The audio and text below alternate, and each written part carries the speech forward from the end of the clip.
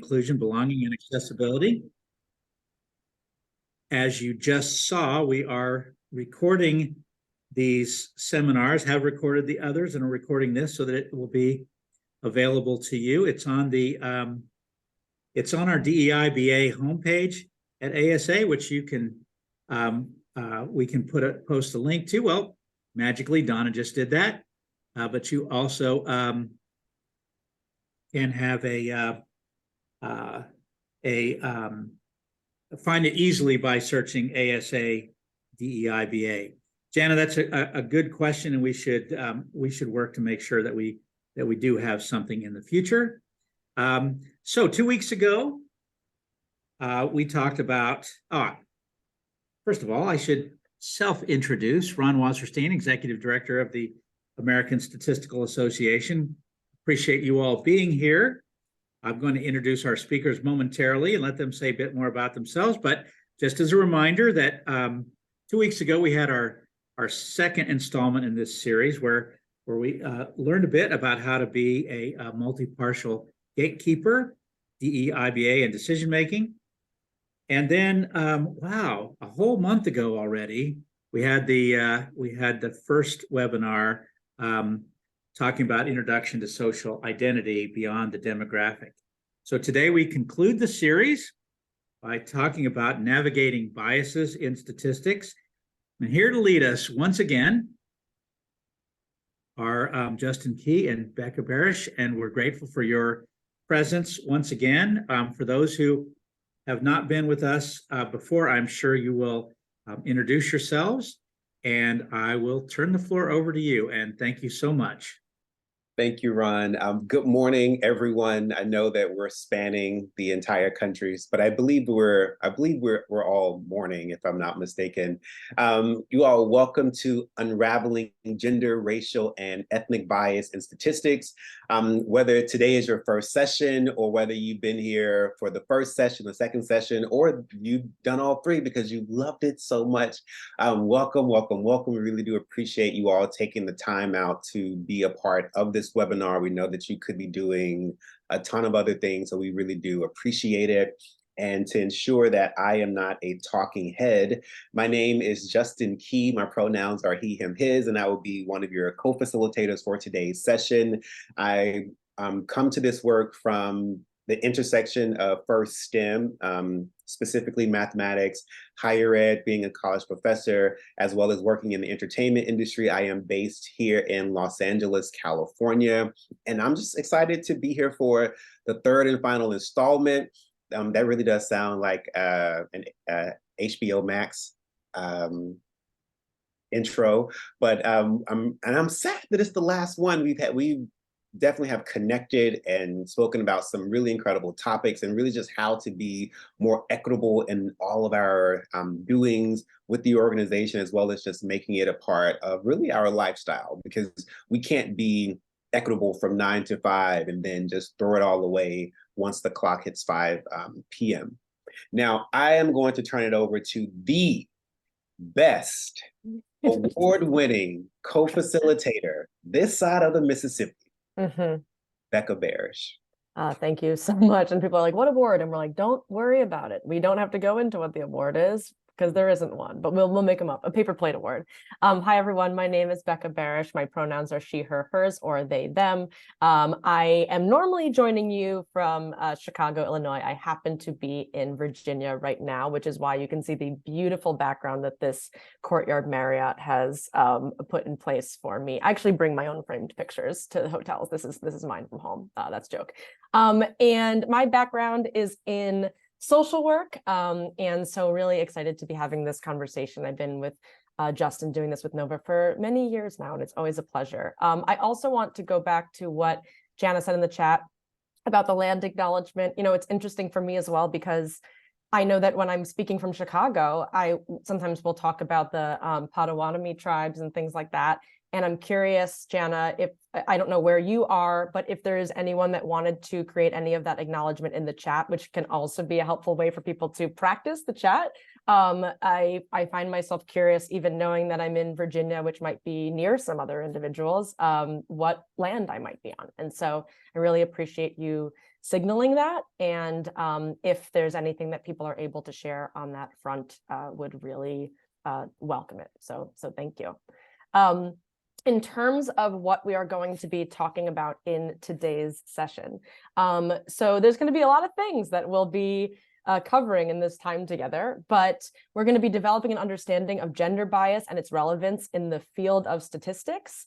Also thinking about it on the impact on individuals and the statistical profession, and how are we thinking about and addressing these things within ASA. Also talking about common microaggressions targeting women, cisgender, transgender, and non-binary individuals. There might be some people right now that even as I'm using some of those words, you might not necessarily be familiar with those words, and that's absolutely fine. We'll also take some time to help extrapolate on this and help people understand what we mean by some of these definitions. And of course, as well, we have the chat open. And so if there's any times that people have questions, you're welcome to ask them. Understanding how microaggressions perpetuate gender bias and their harmful effects, learning strategies to avoid perpetuating microaggressions, and acquiring skills and tools for navigating and advocating against microaggressions. And also some people might be saying, I don't know what a microaggression is. Awesome, we're going to be talking about that as well. And in not just thinking about this as it relates to gender bias, but also things around race and ethnicity and things of that nature as well. In terms of expectations for engagement today, when it comes to monitoring your airtime, I know it's a little bit funky because most of the ways that we're going to be communicating with you is via the chat.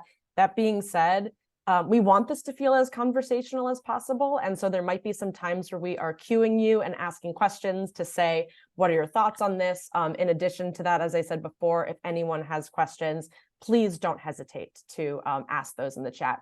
We're going to be thinking about time. And so if at any point we need to move forward, we'll make some of those determinations, but it can't hurt to be sharing things that you might be curious about.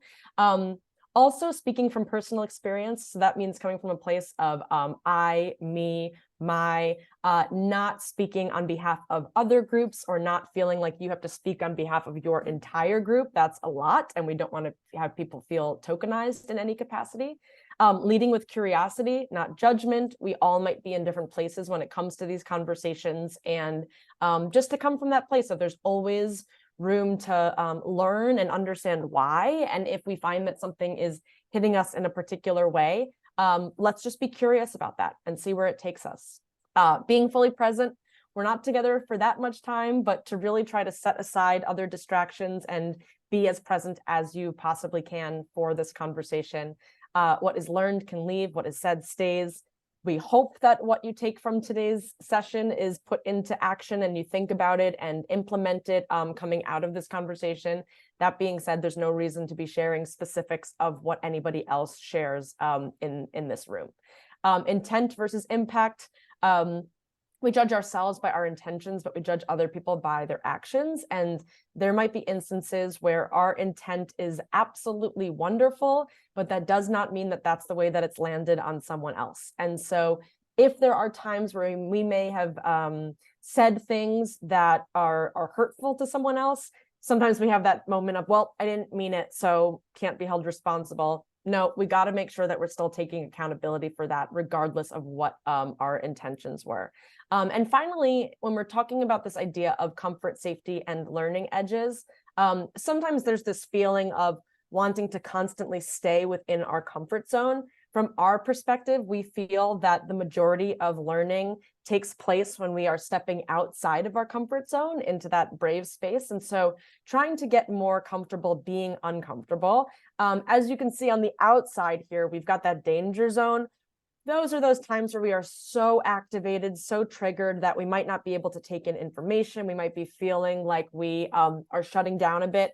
We don't want to go to that place, but right on that edge, at that point of discomfort before we get to the danger zone, that's what we call the learning edge. And so if at any time in this conversation you're finding yourself feeling uncomfortable, I would challenge you to welcome that and see what the opportunity in that feeling might be. And just to share that Justin and I always talk about how we also feel levels of discomfort in these conversations. And sometimes there might be an assumption that we're all good to go just because we're the ones facilitating this conversation. We also always have so much room to learn and grow and are constantly making mistakes. And so we will join with you in that space of trying to get out of our comfort zones and hit upon that learning edge. Thank you for that, Becca. Now, the check-in. So what are your hopes for today's session, whether from the intros that Becca just gave, from when you received the invite, when you perhaps stumbled upon that this webinar was going to happen?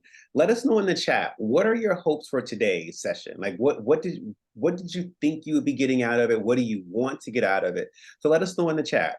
What are those hopes? Mike is kicking us off with learning. Thank you for that, Mike.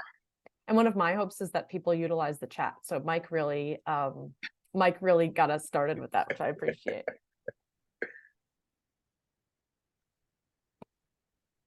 Because I know, I mean, when thinking about a title like gender and race and ethnic bias, it's like, oh, what's that about? And so, and what Becca just talked about, that comfort zone, and we all heard that growth is uncomfortable. So it's like, oh, let me learn some things. So even if you're like, oh, wow, did I just say that last week in an email? Okay, let me circle back. So things like that often happen. So Anja, let me know if I'm pronouncing that correctly. It says, I hope to learn something concrete to become better, a better person, better ally. I love that just idea altogether. I want to be doing more concrete actions on a daily basis to represent DEIB. Yeah, what I'm hearing is wanting to really make it a lifestyle, like learning it, and so that it can be really implemented into the day-to-day. Salma says technical advice about appropriate use of race, ethnicity, sex in statistical modeling. Yes, always, Jennifer, always inspired to hear people talk about the critical thinking behind the stats. Yes, because, you know, the world really does move when they hear statistics. But what they're really not understanding is that there can be bias even in statistics. And so being a mathematician, you really do understand that. And so it's like, oh, well, we know that we have so much influence in this area. We need to be mindful of the biases, whether personal or whatever, that come into play that can skew the data to really influence an entire society's opinion.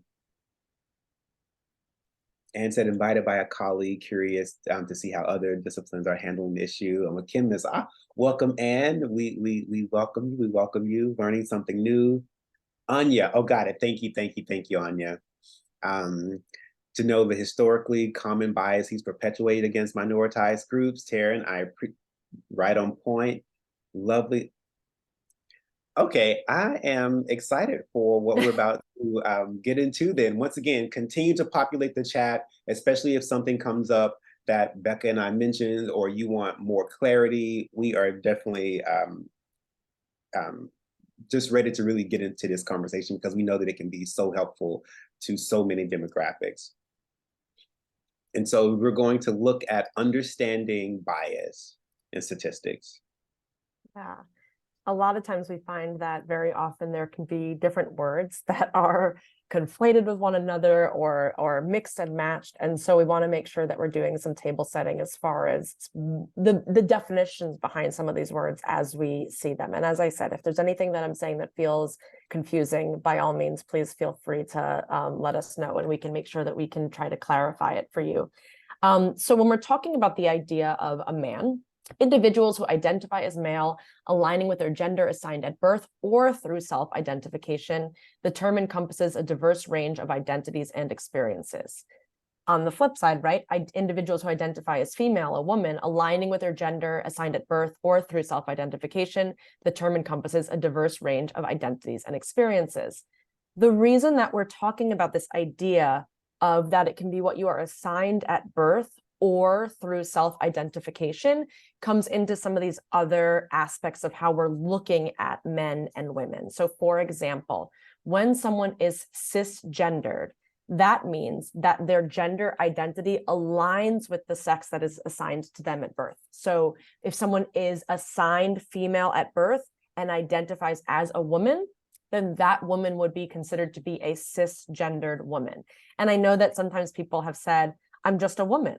And the way that I look at that is, that might feel true for you in terms of the fact that you haven't necessarily had to think about the differences between what it means to be cisgendered, or as we'll get to in a moment, transgender or non-binary. But if you are feeling that the way that you were assigned at birth aligns with how you identify now, that would mean that you are cisgender. So a cisgendered man, a cisgendered woman. Now, as I was just alluding to, there's also other aspects of how we can think about man or woman. Now, when we're thinking about transgender is individuals that have a gender identity that differs from the sex assigned to them at birth. So they may identify as male, female, non-binary, among other gender identities. So for example, if someone is assigned female at birth, but the way that they identify is as a male, then that individual would be considered to be a transgendered man, right? So it's just looking at that difference between what the sexual assignment was and how that person identifies. Now, the way that people talk about this a lot is in a very binary way, which is like, are you on this side or are you on this side? And much of that, frankly, is quite socialized. And so when we're thinking about the idea of non-binary, it's kind of saying you don't necessarily have to fall completely on one side or completely on the other side. And individuals that have a gender identity that does not fit within the traditional binary categories of male or female, they might identify themselves as non-binary. So they might identify as a mix of both genders, neither genders, a different gender altogether. But the way that I would challenge people to look at this is almost the range or the spaces in between as far as how that might exist. I'm looking at Chuck. A culture in Indonesia proves that gender is a social construct. They recognize 5 genders: cis male, cis female, trans female, and other. Yeah. And so I think sometimes there's ways that people can feel confused around some of these different ways of looking at the identification of this, but really just to go back to that idea of, do you feel like how you identify aligns with what you were assigned at birth? And trying to break down to not have to think about that in such a binary way, but also think about some of the gray area that can exist, among that for individuals. Thank you for that, Becca. And so as we want to make sure that we level set with definitions and terms, another one that's often used interchangeably is race and ethnicity. Even when we see on different forms, it says, what's your race and ethnicity? And you only have one option. They mean totally 2 different things. So race is the social construct that is more based on physical characteristics. Skin color, hair texture, facial features, things of that nature. And ethnicity is more of your cultural identity. So like traditions, language, your customs. Now, I will say I don't give the best example on this, because for me, race, Black, ethnicity, Black. So I'm kind of like, I'm the same across the board. Now, Becca, would you like to give your example to make it a point? Absolutely. And I appreciate the way that you were like, I want to make sure this is okay before I'm putting you on the spot with this, right? But even for myself, right? So if I were looking at my race, then I would identify as white for my race. When I'm thinking about ethnicity, I would probably say Jewish. And I know that some people might think about that as it relates to religion. But when I think about how my identity manifests itself and the cultural considerations, there's so much in terms of the traditions, the language, the customs that are so attuned to how I move through the world as it relates to my Judaism. Or even Justin, I feel like we've talked about this before, where someone might identify as Black for their race, yet their ethnicity might even be more aligned with the country that they feel like they align with, or those customs that can come up within that. Even some people that have said, you're assuming I am African American just because I'm Black, where it's like, no, that's not necessarily true for everyone that's Black. They might not identify that way.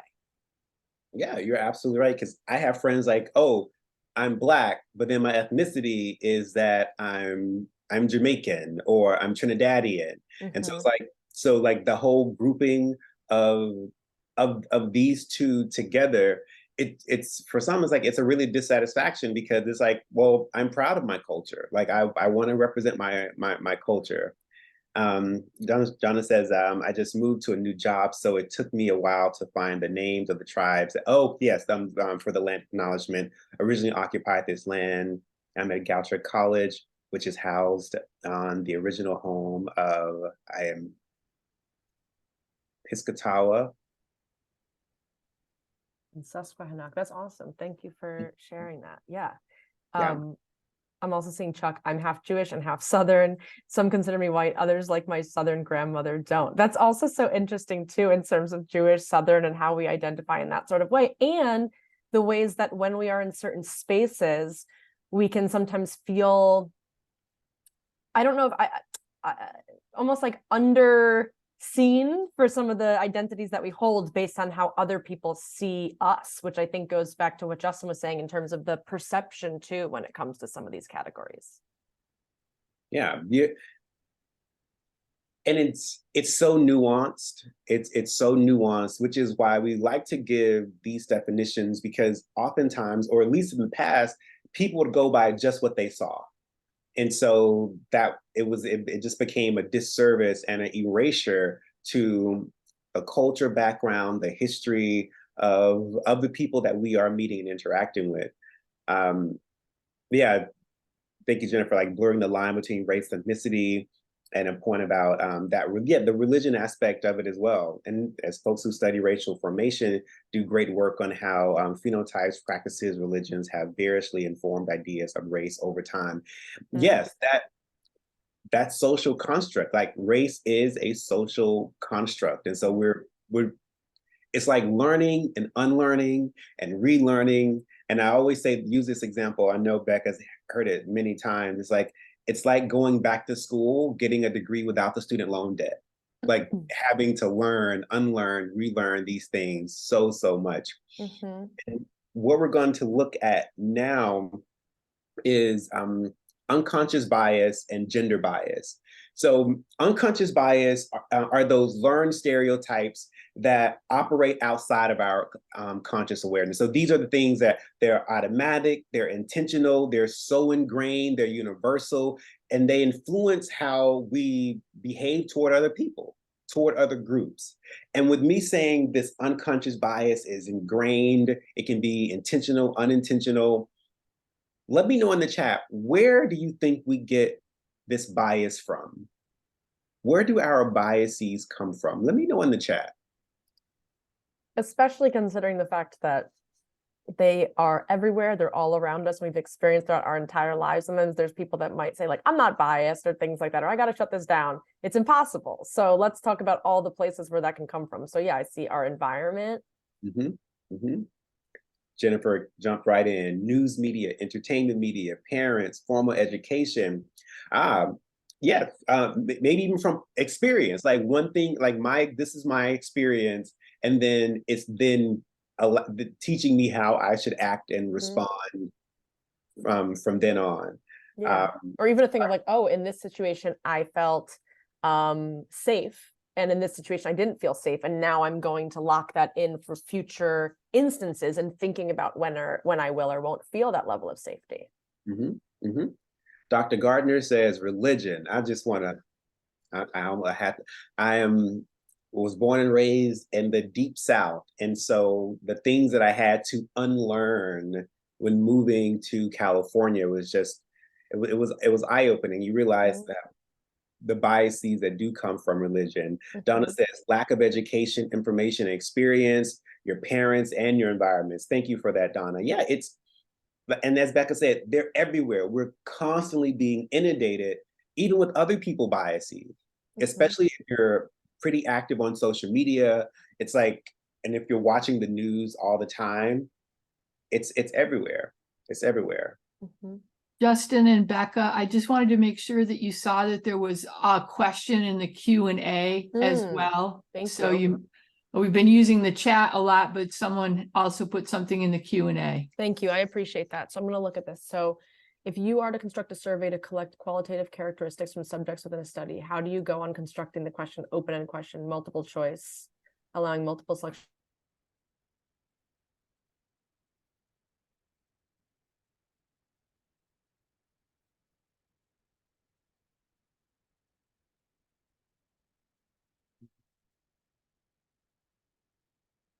Individuals. I have noticed that sometimes in more studies that I've seen, there's just that are kind of just or Becca, you're breaking up a bit. things of think out.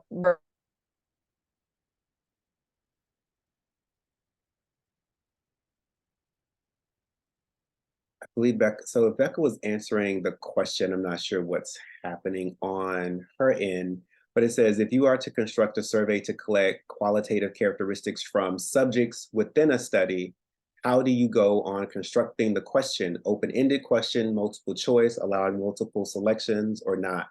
Also, which options should be included to avoid bias? So I mean, it depends on what type of, like how you're collecting, what do you want to do with the data? Open-ended. Oftentimes I prefer open-ended questions, like maybe short open-ended questions, because then we may not know all of the options. So I think that's important. So maybe we learn something new and a new selection comes up, unless we do multiple choice and then have just an option for a write-in as well. So we have a couple of options just so that we can avoid bias, because oftentimes when it's strict multiple choice, we don't get to really bring in all the options. We're back, Becca. We're good. I hope Okay. so. We'll see. Okay.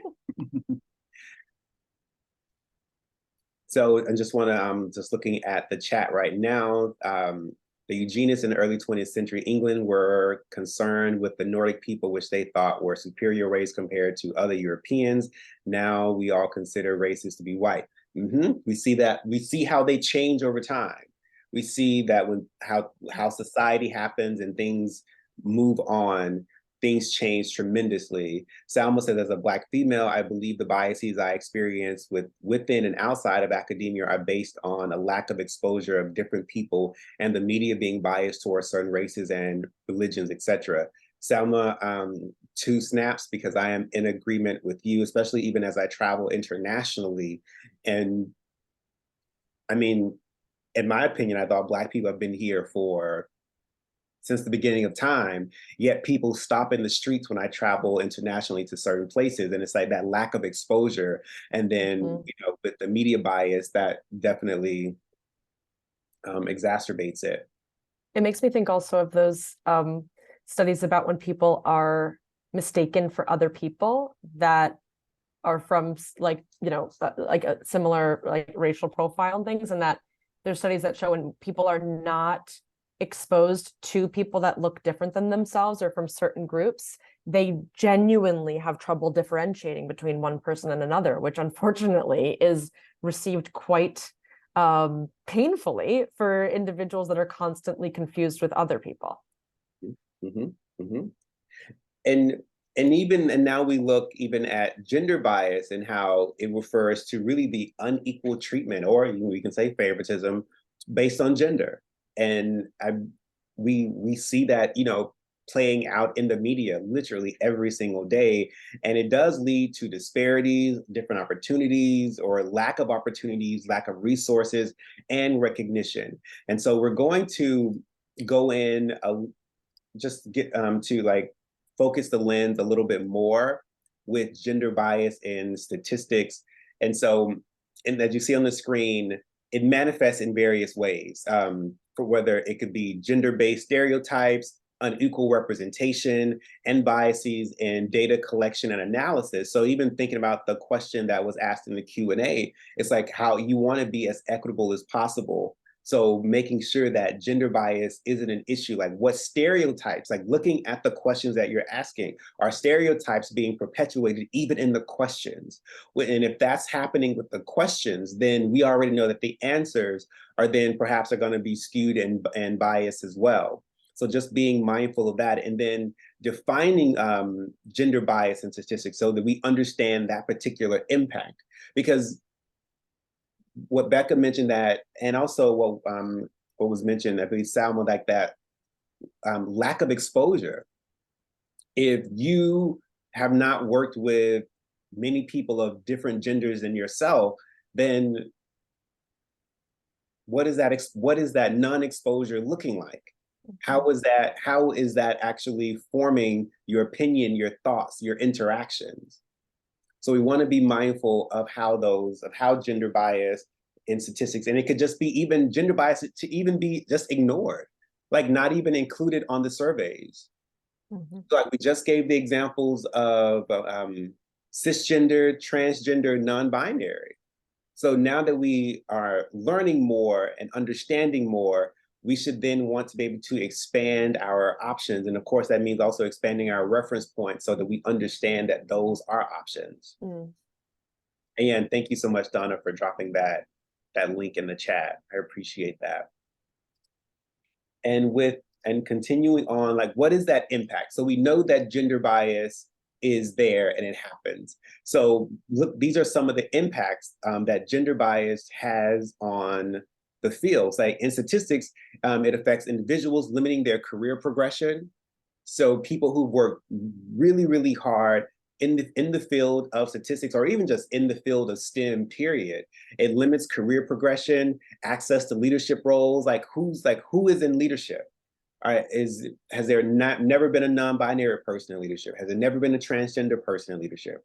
Or someone that identifies as a woman? Have they not been in leadership? So thinking about that, career limitations, because bias is at play.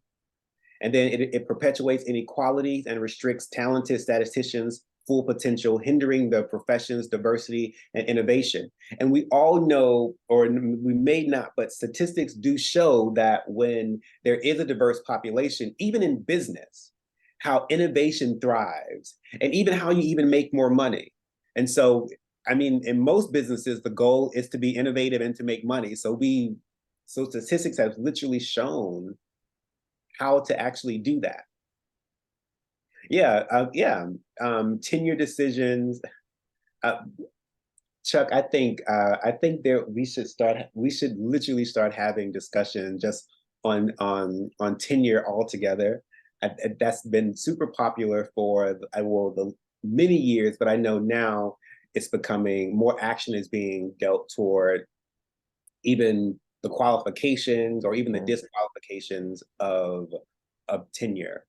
Yeah, and who do we see as high potential? Who do we see as a fit for something? When we've had people that we think, oh, wow, I really see a lot in them. How much of that is because of the things that we see in ourselves? And also that we might even hold biases because of messages that we've been taught that even could teach us to go against some things about ourselves. There's probably some aspects of how people act from a leadership perspective that perhaps has been implemented by more male-dominated things in the past, that I then see that as, well, that's what leadership is, even if that's not necessarily true for everybody. Yeah, and with Chuck's comment, it perpetuates harm. It's like, well, I can't even. I'm being harmed. I'm being looked over. My career is being stifled. Yet I don't even feel like I have the positional power to even file a complaint. So how many have suffered? And that's what we want to stop. We want to stop the perpetuation of harm and gender bias, because I don't even understand what we think is like, oh, is it not, oh, well, they just didn't get a raise. Like, oh, they're just not tenure. It goes far beyond that. It exacerbates the gender pay gap.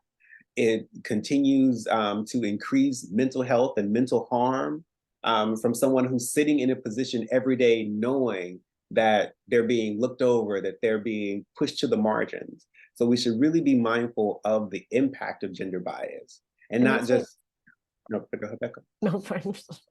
I was just saying, it also just makes me think about when people feel fearful about filing complaints or things like that.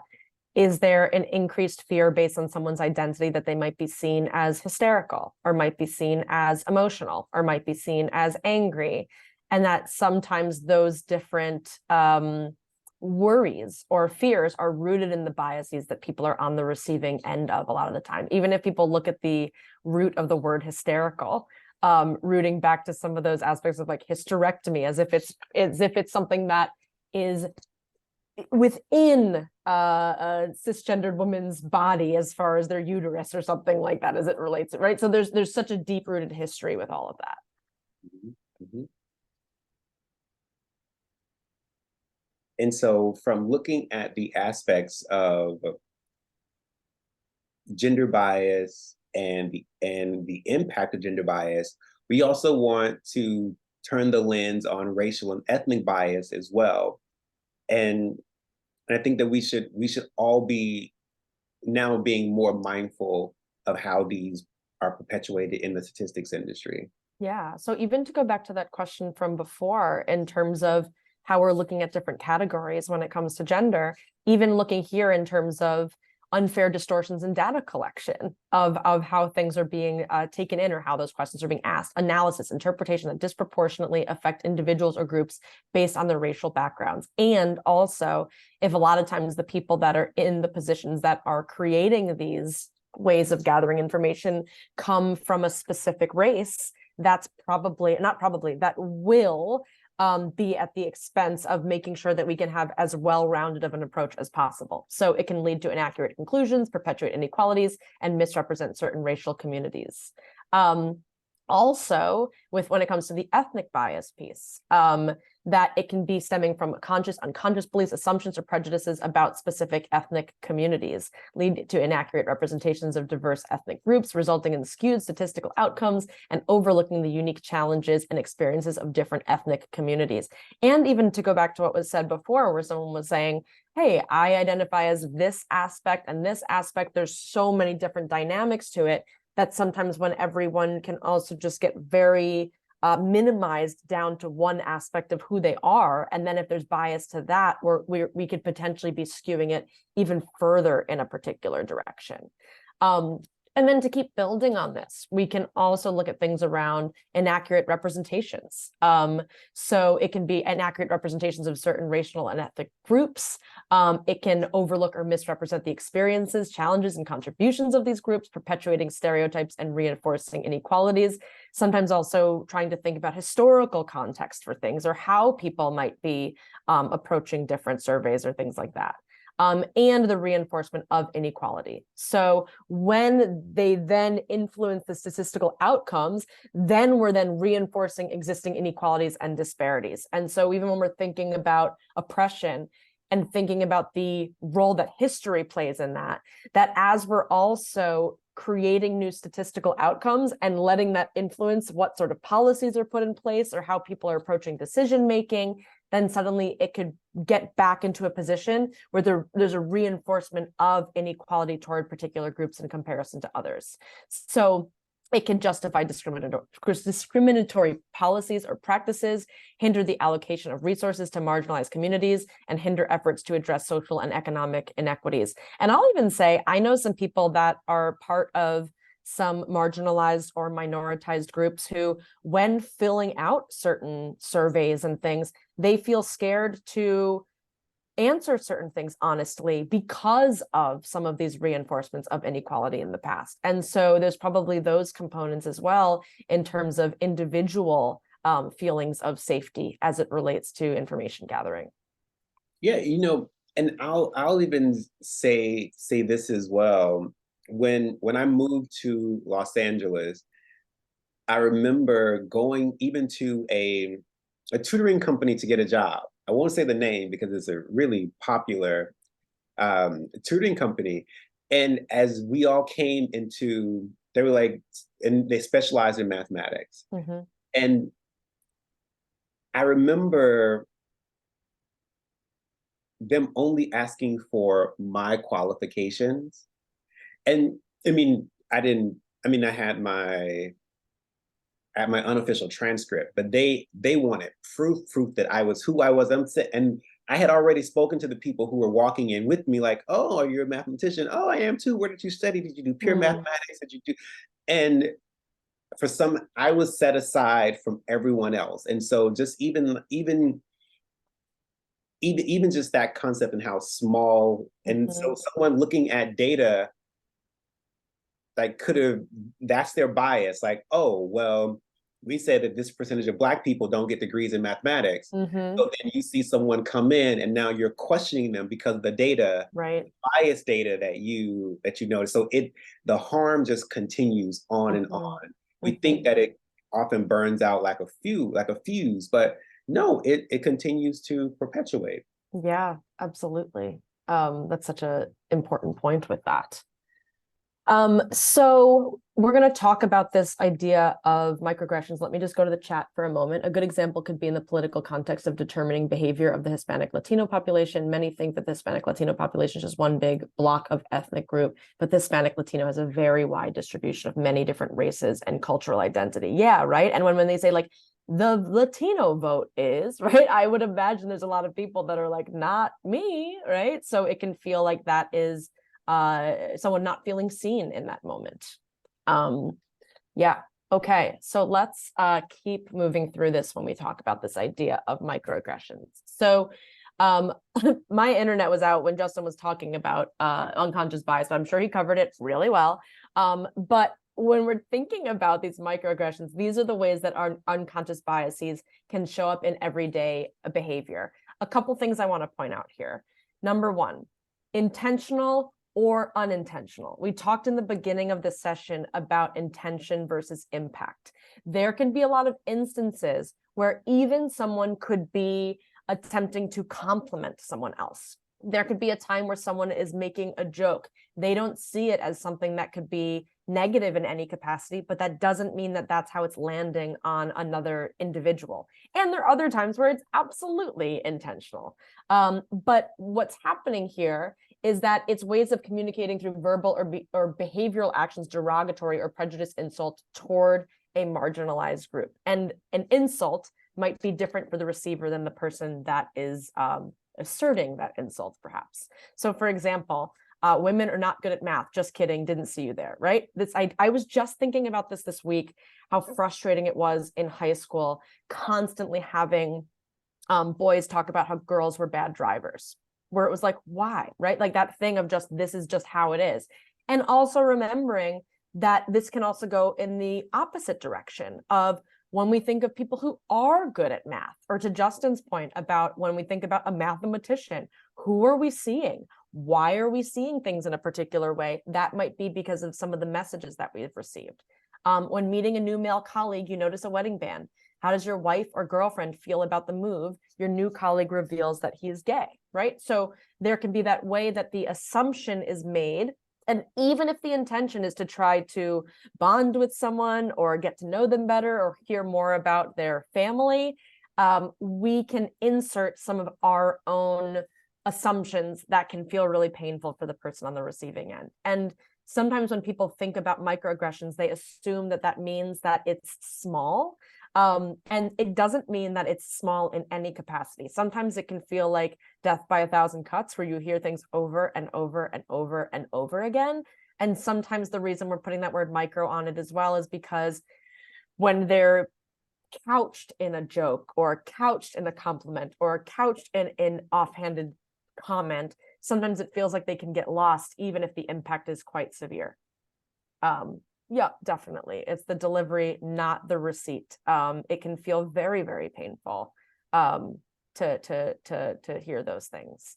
I'll even give an example. I was just recently talking to my girlfriend's parents about things having to do with the trans community, and her dad said something like, I get people that are identified differently than they are assigned at birth. I just don't get those people that are in the middle. And the thing that I thought was interesting about that statement was he didn't even realize that he was talking to someone like me who does feel like I don't fit necessarily within the binary. And so sometimes also there's ways that just because we don't present ourselves in a particular way, people might make assumptions about how we identify. I'm seeing another question here. How do you address the practical limitations of statistical power when the sample sizes for these newly added demographic groups becomes too small for meaningful analysis? That's a question I'm also curious if anyone has any thoughts on too in response to this, because I feel like I have certain thoughts about what comes to mind for me, but I also am not a statistician, so I can't necessarily speak to that as a whole. And I also wonder if there's aspects of grouping where there's ways to think about grouping things into smaller categories and then grouping things into larger categories, depending on what we're aiming to understand or accomplish. But again, I would welcome people to share any thoughts on that in the chat. Maybe we can even have people provide any responses to it. I think we can do better linguistically. Even I get so bothered by the language of we suppressed that population because of small n's. Okay, or small, whatever. Does expanding categories for race and gender make the data less compatible with existing research that employs traditional categorizations?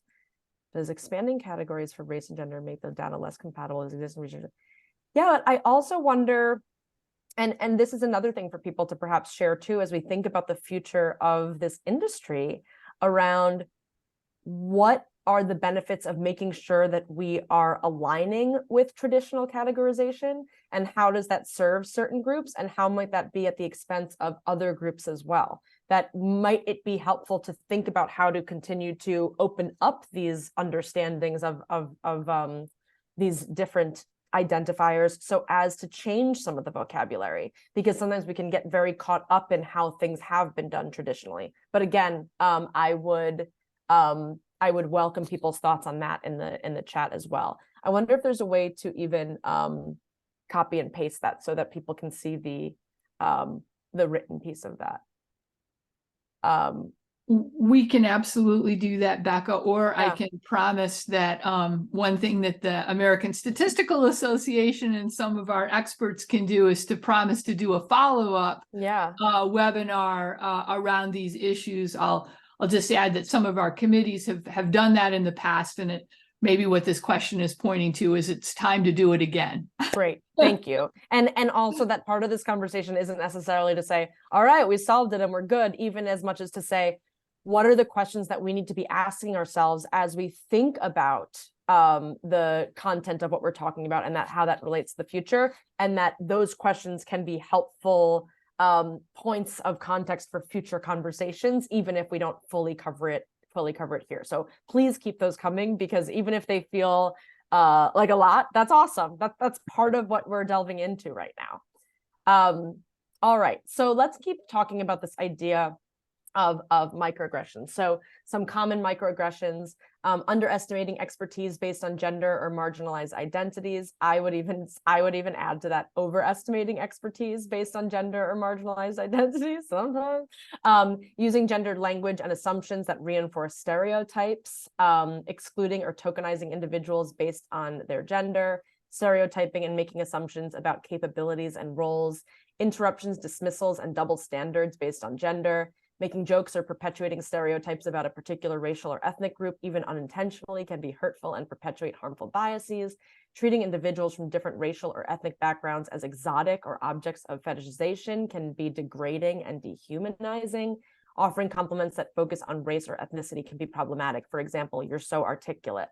And I think that goes back to what I was saying before, where even if the intention is to point out something that we feel impressed by, it can be helpful for us to ask ourselves, why are we impressed by that thing? Or would we be giving that same feedback to a different person? Or how are we giving some of that feedback to different individuals? So a lot of this is about slowing down and also trying to think about how to individualize things in a more profound way.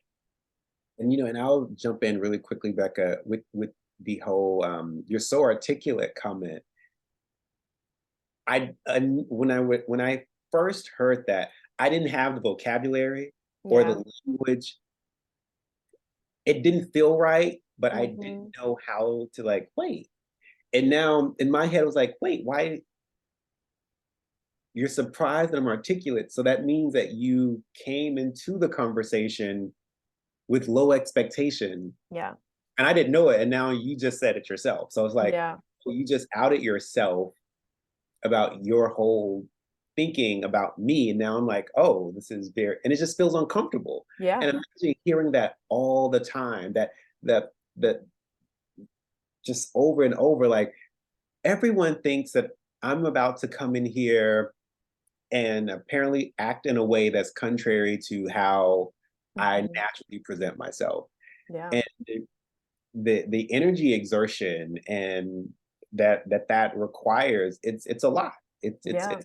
Yeah. It really is. And even thinking about, I was just watching an interesting TikTok where someone was even talking about how sometimes when people identify as non-binary, there's pressure to present yourself as more masculine, and even thinking about where does that come from? Why does that exist in that way? Or one time I was on a TV show, and the person that was doing my makeup was like, I know that you're playing a lesbian, but I think you look pretty.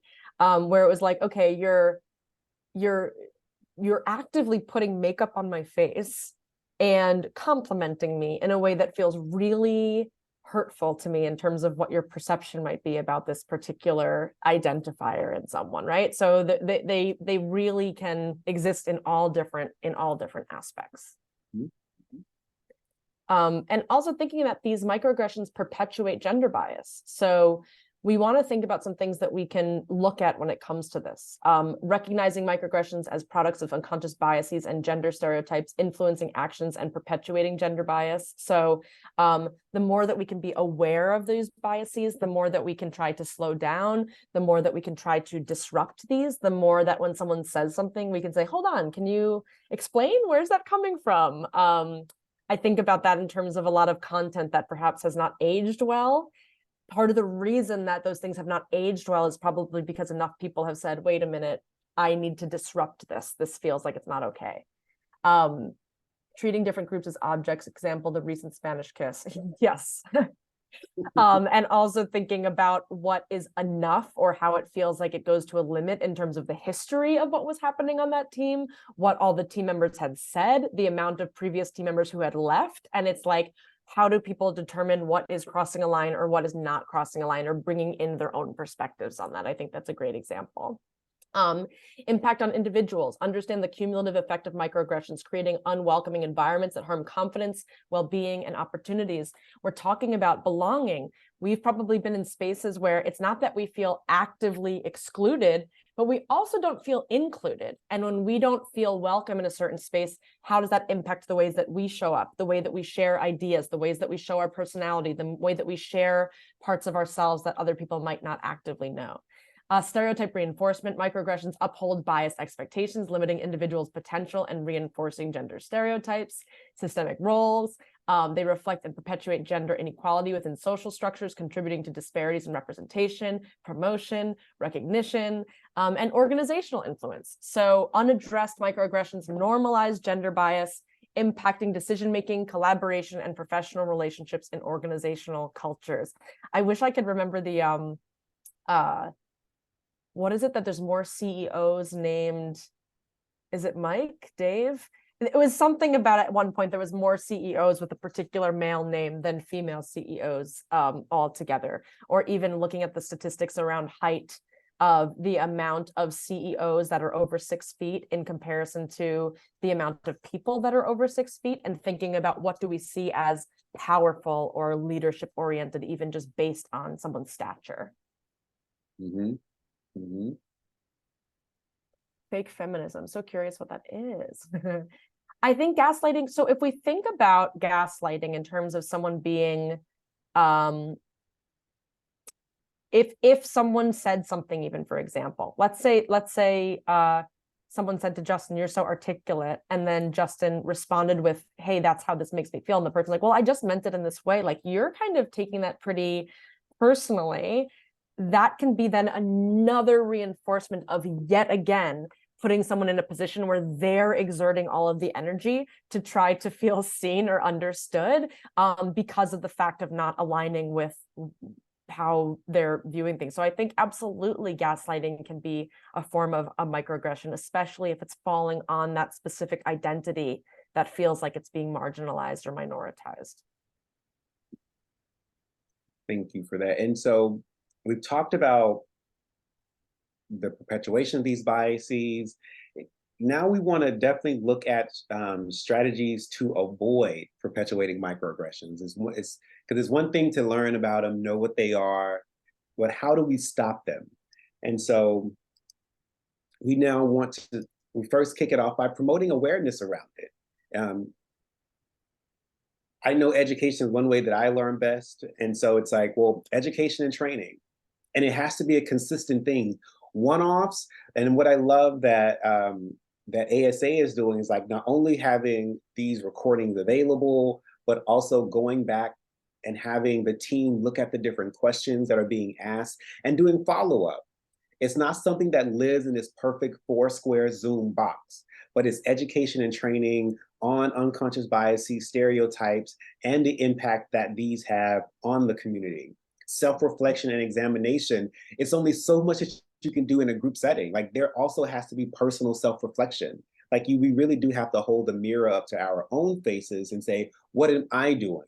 What biases do I have? Because you can't mitigate the biases if you don't first recognize that you have them. And to recognize that you have them, you have to know what they are. And so, so we're happy that we're able to really have these conversations. And Donna is right on it. Donna, thank you.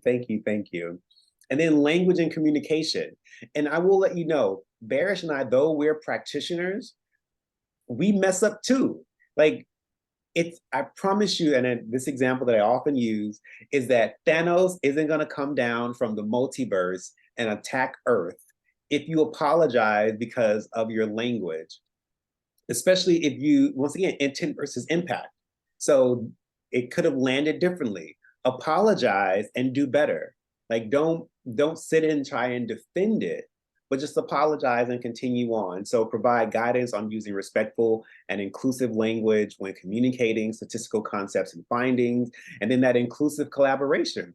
Like actively promote diverse teams, diverse projects. So I think that's important on making sure that we go out. It is going to take effort. It is going, we have to really put in that effort and that action to really be able to recruit and bring a diverse team. Because once again, the stats already show that when teams are more diverse, there's better innovation and it's great for the bottom line. Admit fault, that's gone out of fashion.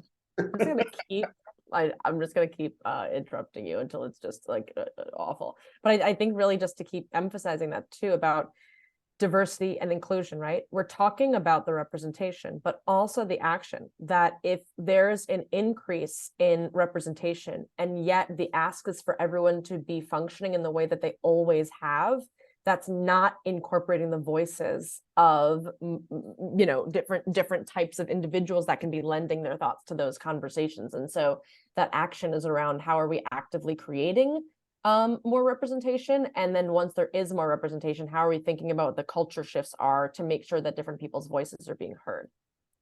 I like that. Thank you. And I see, yeah, the pin of I make mistakes on the first day of class. I tell all of my students, question everything, and they were like, question you too, Professor Key? I was like, yeah, I'm in, yeah, you can, yeah. Question because also information change, language, especially like language change, and even with statistics, like we learn better than we get new sample sizes, new information. So it's like things change over time. Nothing is necessarily set in stone. So some things are, most things aren't. So just keeping that in mind as well. And so from promoting awareness, we also want to actually address the power dynamic and privileges that are at play. So you have to recognize the power imbalances that are there. And you actually have to raise awareness around those power imbalances that exist, especially in the decision-making process. Like, who decided upon this? Like, this decision is actually perpetuating gender bias or race or ethnic bias. So looking at that, the power imbalance that is there, we want to make sure that we do foster equity and inclusion. So when we are in the decision-making process, like, is there equal weight given to those that are around the decision-making table? And then we also want to mitigate power abuse. I don't know, I mean, I don't know if I can speak for both of us, Becca, but just being in situations where we see power being abused, and we have to mitigate that. And that is often mitigated by, once again, ensuring equity and inclusion. And also, if we don't recognize that there's a power imbalance, we can't do anything about it. I always say you can't solve a problem if you don't know that there's a problem in the first place. And then we want to make sure that we share in the decision-making opportunities. So once again, it's not enough to have a diverse group of people, like, oh, our team is diverse, but if that power imbalance is in play, then it doesn't matter how diverse your team is, because that means then that that imbalance is still could perpetuate harm. And then continuously evaluating and then making improvements. Setting something together today, right now, it is August 29th. It could literally change by October 1st. We want to make sure that we are reviewing and improving on a consistent basis. If we set rules in place, like for an example, I'm pretty sure rules were set in place January 2020. I'm sure things have changed since the pandemic. So it shouldn't take a global pandemic for us to reevaluate different policies and practices on fairness, on transparency. We want to make sure that we are constantly reviewing policies, procedures, practices, so that making sure that they are equitable, and that we're not just bringing a group of diverse people together, but that they are actually supported, that they actually feel like they belong. Because some people and some teams stop at diversity. Like, we are so diverse, and then you put everyone up on your website, but they don't have any decision-making power. Their ideas aren't taken into consideration. So they're basically figureheads, and nothing has changed except for the homepage on your website. So we want to make sure that we do more than just bring in diverse people, whether it's gender, race, ethnicity, but that we're also balancing out that power. And so the decision-making power, so that they're actually seen, heard, and that they feel respected. And so we're going to look at now navigating and advocating against those microaggressions. So we talked about how much harm those microaggressions, how much harm is put on those that are, especially in their marginalized identities. Well, now we're going to look at how do we advocate against it. And this is one of my favorite examples, and one of the tools that we use, called calling out and calling in. And now I do want to say there is no right, there is neither one are right or wrong. We always say you call out the behavior, but you call in the actual person. And we know that calling out has a negative connotation. So we want to make sure that we are using it in a way that is effective. And I'll give an example. Being a college professor and being born and raised in the South, yes, ma'am, and no, ma'am, yes, sir, and no, sir, it was law. So when I became a college professor in Los Angeles, a student raised their hand, and I said, yes, ma'am, go ahead. And she said, Professor Key, my pronouns are they, them, and I would appreciate not being misgendered. That was calling me, I felt calling me in, and then that allowed me to speak to the class and say, please let me know your pronouns so that I can respect you. You can let me know via email, you can let me know after class, and if you feel comfortable, you can let me know now. So that really allowed me to even have a more inclusive and equitable classroom, because I don't want you being in my classroom and unable to learn because you feel uncomfortable, because I'm misgendering you constantly over and over and over. You won't even be able to focus on the subject that I'm teaching. And so some of the examples of calling out, which once again is calling out the behavior of the person, is I have to push back on that. I disagree. Like, well, that doesn't align with our culture or values here. Mind you, I'm not saying that I just threw a water bottle at the person across the room. So you once again, you want to call out the actual behavior. And then looking at calling in is calling in the actual person. So Becca, I want to connect with you about something that I noticed and observed that you said during this webinar. And so I'm not going on social media and tagging Becca Barish about this is what you did to me, this is how I felt, meet me outside. So calling in has a totally different energy in what we want to do when microaggressions are being perpetuated. Well, where is this idea coming from? Like, where did you learn this idea? And so and what I've noticed is that with calling in, questions tend to lead people to understanding the microaggressions that they perpetuated. And like, oh, okay, now I understand in a better sense. Can I go back to something that was said in the chat as well? Because earlier, and correct me if I'm pronouncing your name incorrectly, Lisa, but the issue with microaggressions is that there seems to be an assumption that everyone has the same exposure to be familiar with people who aren't like them. And I think that that's part of where this calling in and calling out can be really helpful, because it's not coming from a place of assuming that everybody is always going to know things at all times, but more so thinking around, if at a point someone who does make a mistake if someone does make a mistake along the way, what are the ways that we can make sure to continue that conversation? I even had an example where I was talking about something and I think I described something as lame.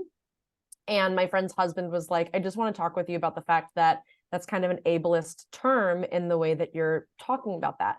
I 100% in that moment felt the discomfort of someone pointing out something in a place where I made a mistake, but also coming out of that conversation, I felt so appreciative of him making that comment to me so that I could be more aware of my use of certain language, especially things that I wasn't aware of from before. And I think sometimes what we do is we immediately can just say they made that mistake, they're done. As opposed to thinking, what's a way to have that calling in conversation, to think about where we might be able to make amends coming into this conversation. Mm-hmm. Thank you for sharing that. Mm-hmm. And there is also another tool. So we have calling out, calling in, and we also have the 4 Ds. And so this is direct, distract, delegate, delay. And so when looking at when a microaggression is being performed, if you will, if someone is being microaggressed, you have options. And I think for me, options kind of depend on where you are, the positionality, and even your personality. So direct is like when you see something happening, you act direct in the moment. Like, Becca, I would love to speak with you about your use in that term, lame, direct in the moment. Now, so delegate is when you may not feel comfortable saying something, whether there is an imbalance of positional power or perhaps even physical harm. So you delegate it to someone who typically a higher up person who that's their job, but like, oh, I want to delegate this to someone. I noticed this happening. I see that this happening, or maybe you were on the receiving end of it. And so you delegate it to someone else, maybe your manager, maybe your boss, maybe someone on the committee to say, hey, this happened. Can you check in? Can they do something? And then we have distract. If harm is being perpetuated in the moment, or even in a meeting, like some different harms are being perpetuated and microaggressions are just flying away, and you may not necessarily know how to handle it in that situation, let's distract. Let's distract in that moment. And I typically give this example, even though it's not necessarily statistics based. I was headed to the theater in Los Angeles, and I noticed a woman being catcalled on the street, and she looked terrified. And you never know what will happen if you do intervene. So I quickly came up and said, hey, the show was about to, we were both dressed up. So I assumed that she was attending the theater. And so I said, oh, the show is about to start. Are you ready? We're going to be late getting to our seat. And so we both walked off really quickly into the theater. And so that instance is distracting because I didn't know what the outcome would be. She didn't know what the outcome would be, but we did know that we needed to distract and get away from the situation. And so in that instance, that's how I was able to distract. Like, hey, the show is about to start, even though we had about 30 minutes before it started. So we're able to do that. And so distract can really come in a way to like really remove and just pause, and to pause the harm of microaggressions being displayed. And then we have delay. If it's happening in a meeting, you can pause the meeting like, hey, so what we're going to do, let's table that to the next meeting. And then let's continue on with the schedule. But what I will say, even with all of these, even with delegate, distract, and delay, the goal is always to circle back around. It is always to circle back around because we don't want the person that has experienced the harm to feel like there was no follow-up, to feel like they're out by themselves and having no idea of an update. Are they going to be accosted later? Are they going to continue being microaggressed? So make sure that when you do any of the distract, the delegate, and the delay, that you always follow up, especially with the person that was on the receiving end of the microaggression. And so once again, you have the options: calling out, calling in, or any of the 4 Ds when you see a microaggression being perpetuated. And now we're going to look at practicing gender, racial, and ethnic inclusivity. I don't know if people can hear it, so I apologize if they can, but I think an alarm went off in my room that's just playing some music. Can you hear it or no? No. Okay, fantastic.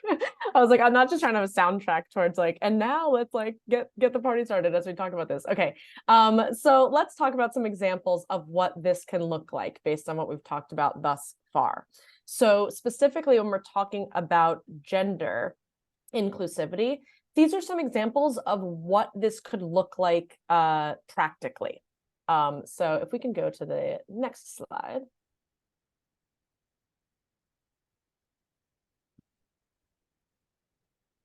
Thank you.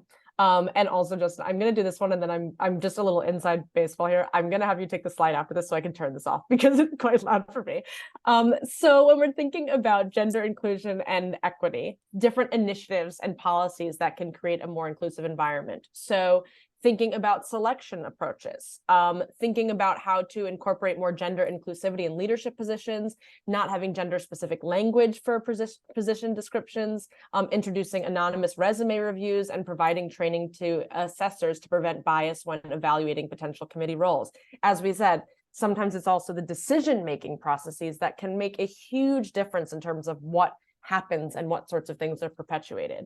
Also, adaptable opportunities. So when it comes to personal commitments, volunteering, implementing flexible volunteer opportunities, including remote participation choices, adaptable scheduling, inclusive leave policies for all members. I think the idea for this is that not everybody has the same amount of time or the same ability to go to certain spaces. And so how to not make it so that certain people feel like they can't participate just because of some of those hurdles that they might experience. And then also committees. So committee groups dedicated to promoting gender diversity and inclusion, a space to unite, exchange stories, champion gender equality, activities, training sessions, mentoring initiatives to bolster personal growth within the volunteer community. So also thinking about how to have there be more of a voice and community around some of these topics. All right, I'm muting myself and fixing this, and I will be right back. If you could take the next slide. Thank you so much. Yes. So what we're looking at now are practical examples of racial and ethnic inclusivity. So with this particular prompt, it says ASA recognizes the need to promote racial and ethnic inclusion and equity. And they implemented several initiatives and policies to create a more inclusive environment. And so these are practical examples. We're not saying that this is what ASA is doing right now, even though we know that the team is working really hard and getting all these things together. So once again, shout out to Ron and Donna, because this has just been just a joy to work with you all, and just a level of commitment that you've taken into consideration a lot of the research that has been performed. So culturally sensitive guidelines, so recognizing the value of embracing diverse cultural heritage. So once again, it's not enough just to have a diverse organization. We want to make sure that there are guidelines in place that allow for inclusivity, like such as recognizing those religious holidays, recognizing cultural festivities, and then really making accommodations for racial and ethnic groups. So once again, we want to make sure that it's not, because we talked about, that was one of the reasons we talked about race and ethnicity and why we ensure that we split them up. Because when you think about ethnic inclusivity, we want to make sure that that cultural piece is really in there and that we are understanding and taking into consideration those that are a part of the organization. And then community groups for diversity. So to promote racial and ethnic inclusivity, establishing community groups where people a part of the same communities can come together and even learn more. Because as myself, I don't know everything about the Black culture, but if there is a group where I can even learn more about myself, I think that that would then help me to even be a better member of the organization. And so that's just another example of racial and ethnic inclusivity. And then fair treatment and transparency. So disparities in treatment, it happens not only in just organizations, but really just so much all in every industry. We see it in every industry. So clear structures that were implemented and the organization openly communicates its dedication to ensuring fair treatment of all members, regardless of their racial or ethnic backgrounds. So ensuring that I'm not being treated differently is the example of going into the tutoring organization, like being treated differently just because maybe you aren't familiar that there are Black people with degrees in mathematics or in any of the STEM field. So it's like, it's really important that fair treatment and transparency is there and it's provided, and that your team and organization and the members know that these policies and practices are there. So culturally sensitive guidelines, community groups for diversity, and then fair treatment and transparency. Because once again, it's not enough just to have a diverse population. We want to make sure that we have the policies, procedures, and practices in place that support them as they do this work. And now, but we've been doing it the entire time, we do want to take time for questions. If there's any questions, if there are any comments, we have about 12 minutes left. I know taking 90 minutes out of your morning isn't the easiest thing to do, but we just want to just thank you all again for being here and open to any questions or comments that you have.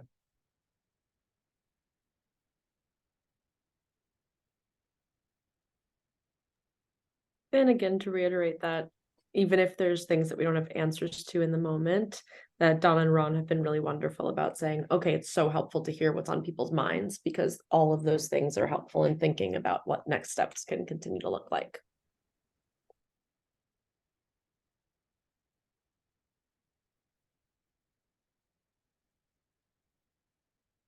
Becca, you were so flawless that there is no questions, which is typically how it is on the session with Becca Barish. While we're waiting to see if there are additional questions, I will grab this moment not only to thank you both, but also that you've mentioned Donna several times, but she is really the strong unseen hand of this program and a great many other things at ASA.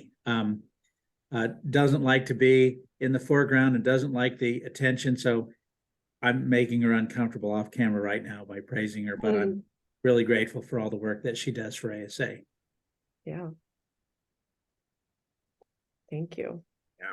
And we see the question that was or a comment about cultures, that many of my friends and I are interested in other cultures that has the benefit of avoiding intercultural pitfalls.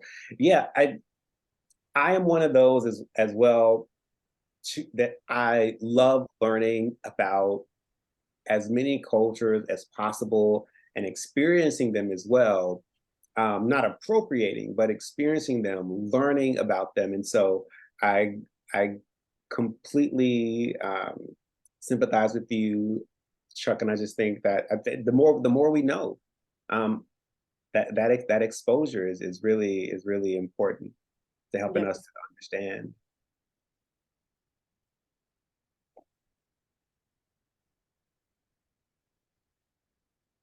And yet again, thanks everyone for helping a webinar not feel like a one-sided conversation and instead feel like a shared conversation. We really appreciate it.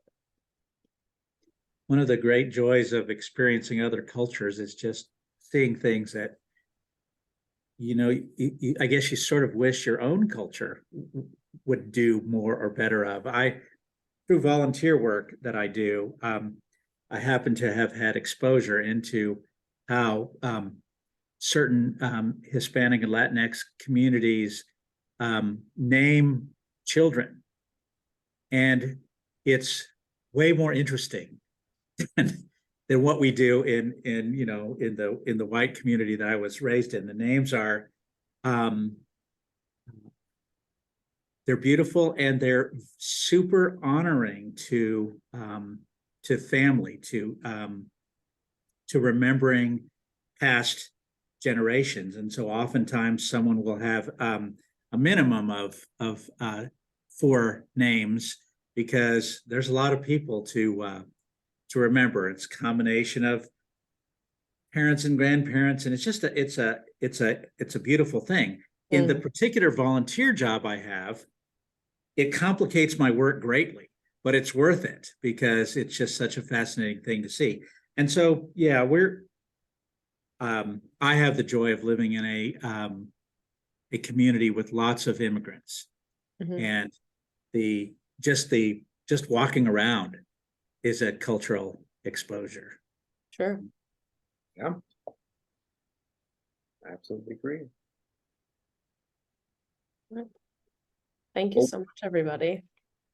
We appreciate the thanks in the chat, and we appreciate Ron making Donna feel a little uncomfortable with the praise, because Donna has been absolutely amazing.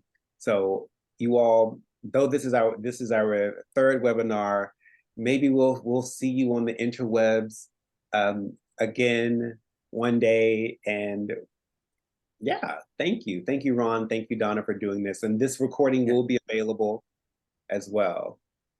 And we thank you, Justin, Becca, for sharing with us, for being open and candid with us. It's been very much appreciated. I feel like not only that you shared important information with us, but you modeled thank you. how to work and how to present and how to think in very positive ways. So thanks for that.